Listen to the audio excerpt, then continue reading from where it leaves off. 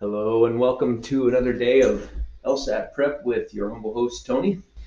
We are getting ready for the August LSAT in 2021 and using the LSAT Max prep course to get there. These videos are for me to be able to talk out my process because I verbally process. They are for you to hopefully be able to learn something about LSAT Max's course and maybe pick up a little hint here and there, and even just what I would call fellowship in the sufferings of dealing with preparing for the LSAT. And finally, for those who aren't going to watch it live, who would in the future be able to maybe somehow get a benefit from it. So today, what we're going to talk about is what I did yesterday and what I'll do today. What I did yesterday is I did finish my review. It was pretty light because most of it was logic games and just a few logical reasoning questions. I had a phenomenal productivity on the last logical reasoning sections, or the last diagnostic test logical reasoning sections. I did really, really well. I got 92% on one section and like 80% or something on the other. Really, really good for me. That's amazing.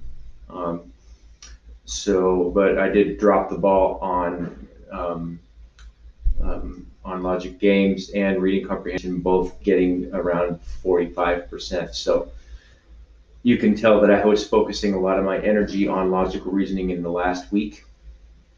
And now this week, I am back to a little bit of logic games, and that largely because that's the next thing in the course here. You can see where we're at here. I just did this Lost Boys thing. I did not do any of the questions, so I'll do those today. And Lost Boys, just for those of you who are not using LSAT Max, Lost Boys are the games that are not either sequencing or linear games or hybrid games or multilinear games. These are games that don't fall into any of those categories and they rarely show up, but LSAT wants you to have some interaction with them.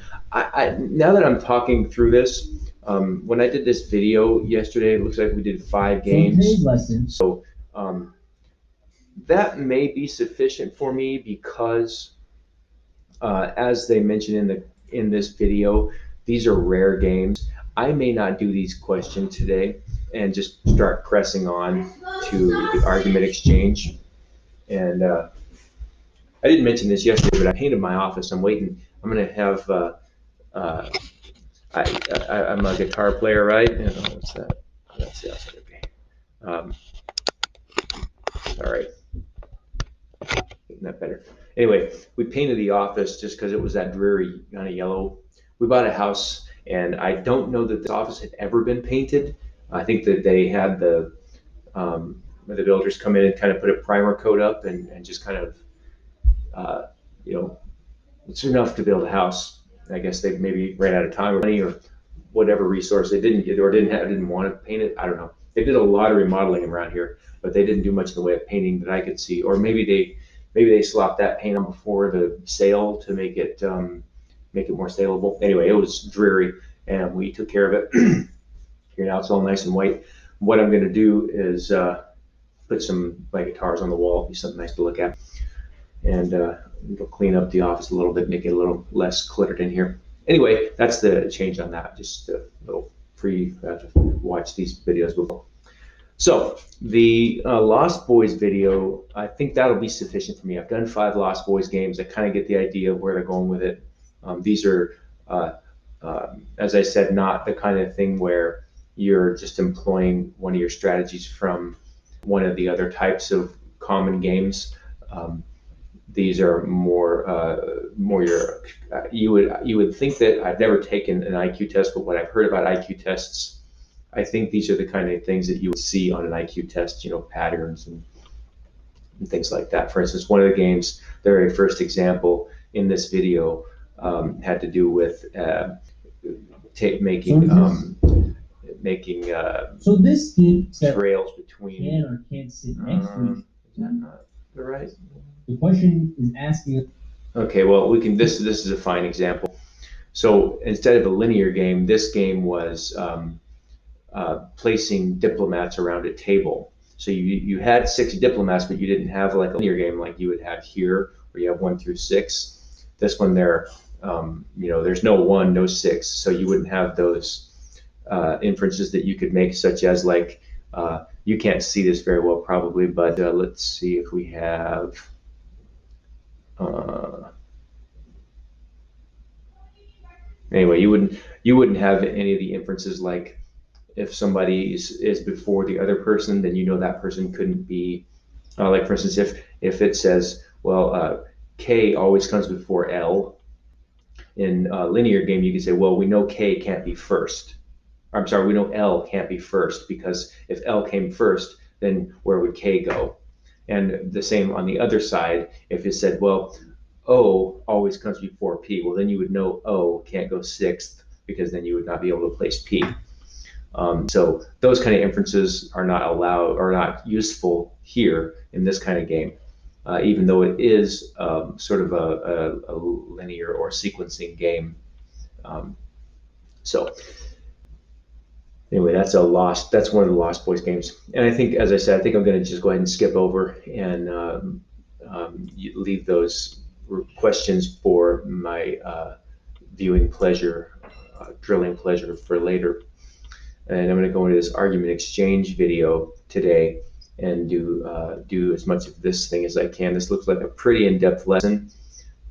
So it looks like we have several different types of questions that come from argument exchange, and which I'll probably do, do a total of 10 out of all of them, probably weight it somewhat similarly to the number of questions that are available here.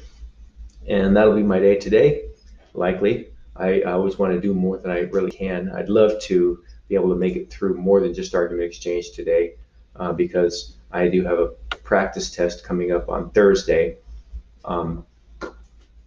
Might push that to Friday so that I can get through all my lessons. The writing section workshop, I'm not real concerned with getting through that one this week. I can do that one maybe next week at some point, but it'd be really good to get through all the lessons this week and then start really pressing into this practice test deal. And I'd love comments. I'm toying with the idea of when to do practice tests. Okay, so for now I'm doing them on Thursday. The idea is I can study Monday, Tuesday, and Wednesday half the day, and then half of Wednesday spend working on whatever thing I think I'm the weakest at that point. And then when Thursday comes, I can hit the test, and then Friday is a review day. Now, I'm thinking of switching my test day to Friday because I'm a little farther away from my test and review. However, I have found that Fridays on the review day, I really don't get a lot done. And I think that because it's the end of the week, I'm kind of like, exhausted by that point somewhat, or, everything's relative. So maybe I'm just less motivated at that point. And Mondays, I'm always pretty well motivated. So maybe Mondays would be a good day to do that review because that kind of starts off the week. You still only have the 2 days to really fully study, and then that. But actually, when I switch over to next week, I'm going to start doing 2 practice tests per week. So the question is, will I do them on Monday and Wednesday, or Tuesday and Thursday, or Wednesday and Friday? So that's the big question I have to tackle.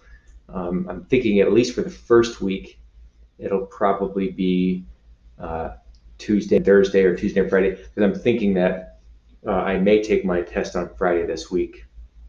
Anyway, I'm just toying all those things around. And then, after that, I'm just practice and review all the way till test day. So we are actually right in this area right here. So I have, I'm 3 weeks behind, but I'm gonna kind of skip over a couple of weeks of practice and review. And I'm gonna take a Tuesday test, a Tuesday LSAT. I'm gonna shoot for a Tuesday LSAT. So I think at this point, maybe a Tuesday test day would be a really good one. So I think I'm gonna maybe start with that. If I could get Tuesday and Thursday, that might just be the deciding factor. But you can't actually schedule your LSAT until I think the end of this month. At some point, you can schedule it, like 28th or 30th or something like that. Anyway, rambling on, and I hope you guys are doing well with your LSAT prep. And I'm about to turn this video off so I can go in there and have some breakfast and get in here and get to work. So hope you guys have a great day. Chris the LSAT. Remember, like, subscribe, comment. Appreciate all that. And I look forward to seeing you tomorrow. Chris the LSAT.